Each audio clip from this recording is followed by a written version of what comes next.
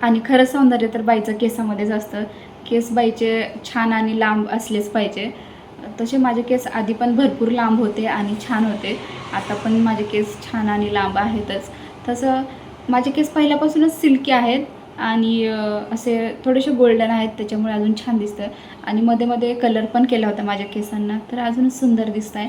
पण मेन म्हणजे ते तेलाचंच आहे, कारण तेलाने तर खूपच फरक पडलेला आहे माझ्या केसांना.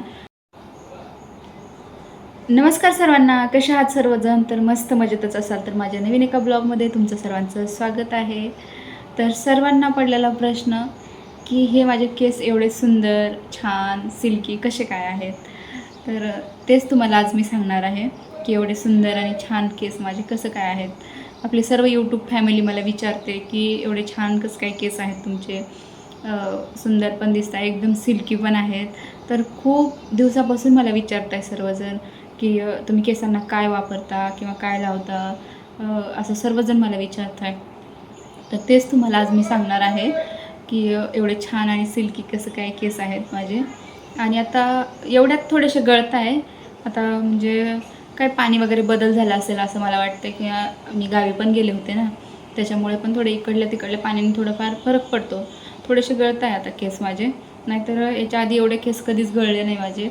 छान होत आहे, पण गळत आहे तरी पण म्हणजे छान लांब होत आहे, छान होत आहे. आणि दुसरी गोष्ट म्हणजे केसांची काळजी पण घेतली पाहिजे. केसांची काळजी म्हणजे कसं, तेल लावणं. आजकाल कसं खूप साऱ्या बायका आहेत की त्यांना तेल नाही आवडत डोक्याला लावायला, पण खूप महत्त्वाचं आहे तेल लावणं पण डोक्याला. कारण डोकं पण शांत राहतं आणि केस पण छान होता. केसांना गरज असते तेलाची, तर एवढं बायका तेल नाही लावत, त्याच्यामुळे पण केस असे रट होता, निब्बर होता, गळायला लागता, वाढत नाही. त्याच्याने पण खूप फरक पडतो तेलाने पण. मी म्हणजे साधंच तेल वापरते, ते पण मी तुम्हाला सांगणार आहे. आणि आता मी तेल घरीच बनवते आणि तेच वापरते, ते पण मी तुम्हाला पुढे सांगणार आहे. आणि कसं असतं, केसांना खूप गरज असते तेलाची. तर आता खूप असं बायकांना तेल लावायचं म्हणजे खूप जीवावर येतं.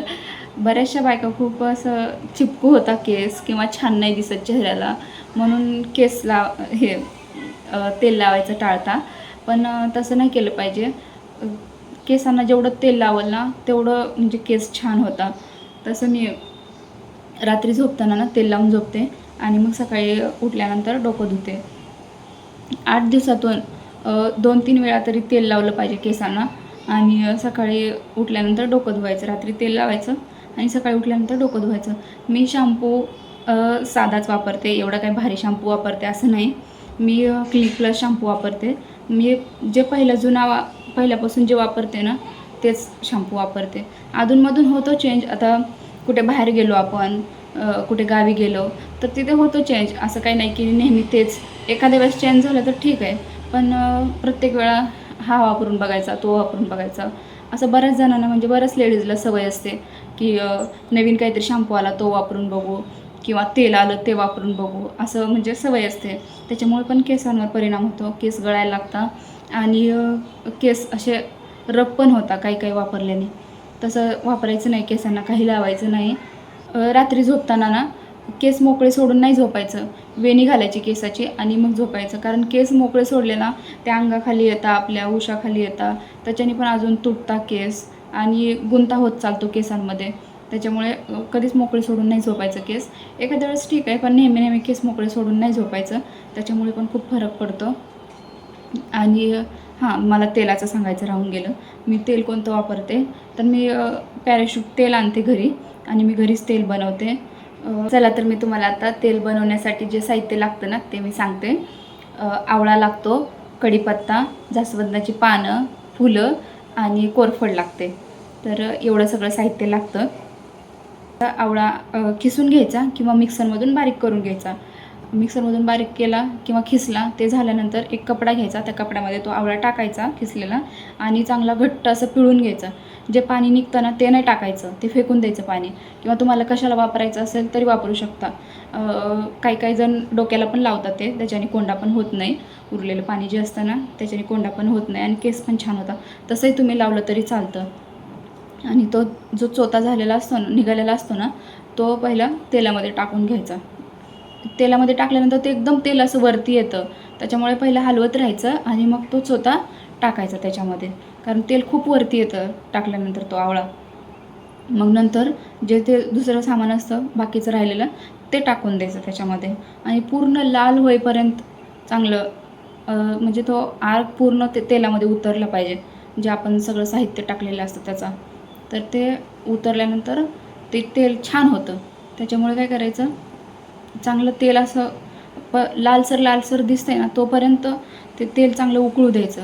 आपल्याला समजतं ना असं थोडंसं लालसर दिसले, मग लगेच गॅस बंद करायचा. आणि मग नंतर चांगलं तेल असं लालसर झाल्यानंतर मग ते थंड होऊ द्यायचं. थोडंसं थंड झाल्यावर एका चाळणीने गाळून घ्यायचं ते तेल. थंड झाल्यानंतर थोडंसं थंड होऊ द्यायचं. कोमट जरी असेल नंतर गाळलं तरी चालतं. मग ते नंतर गाळून घ्यायचं एका भांड्यामध्ये चांगलं आणि मग जे तेलाची बॉटल आपण फोडलेली असते त्याच्यामध्येच भरून ठेवायचं. आणि तेल 8 दिवसातून किती लावायचं, 2 ते 3 वेळा 8 दिवसातून तेल लावायचं. त्याच्यानेच केसांना खूप फरक पडतो. आणि नक्कीच मी जे सांगितलं आहे तेल तसं ते बनवून बघा, खरंच खूप फरक पडतो केसांना. मी तर तेच लावते. आणि बघा आता लांब पण दिसत आहे माझे केस, छान लांब पण झाले. खूप फरक पडला आहे केसांमध्ये माझ्या. गळत आहे ते थोडेफार, पण मला माहिती की मी गावी पण गेले होते, तिकडचं पण पाणी वेगळं असतं, परत तिकडचं पाणी वेगळं आल्यानंतर त्याच्यामुळं गळत आहे. राहून जातील माझे केस गळायचे, असं काही नाही की माझे कंटिन्यूअस केस गळत आहे ते, त्याच्याने राहून जातील. तर नक्कीच हे तेल खरंच खूप छान आहे. तुम्ही एकदा नक्कीच बनवून बघा. मला खूप फरक पडलेला आहे त्याच्यामुळे. आणि दुसरं कोणतंच तेल घ्यायचं नाही, पॅराशूट तेल हे खूप चांगलं आहे केसांना. त्याच्यातच ते मी सांगितले तसं तेल बनवायचं. आणि 8 दिवसातून 2 ते 3 वेळा केस धुतलेच गेले पाहिजे, तरच केस छान राहतात. आणि तेल पण 2-3 वेळा लावलं पाहिजे. असं मी तर करते, तर तुम्ही पण नक्कीच करा. तुमचे पण छान केस होतील, सुंदर केस होतील आणि लांब पण होतील. तर कसा वाटला माझा ब्लॉग नक्कीच कमेंट करून सांगा. व्हिडिओ आवडला असेल तर व्हिडिओला लाईक, शेअर, सबस्क्राईब करायला विसरू नका. चला बाय.